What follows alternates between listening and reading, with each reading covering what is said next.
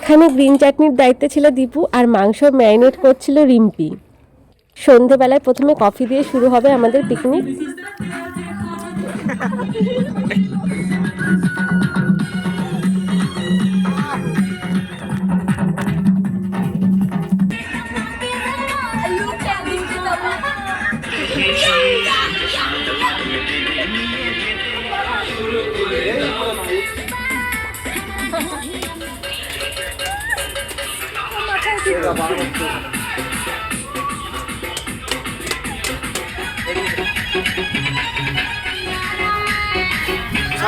বন্ধ হয়ে গেল ফাঁকিবাজ বসে আছে, কোনো কাজ করেনি, শুধু নেচেছে, এখন মাংস নিয়ে ছবি তুলছে।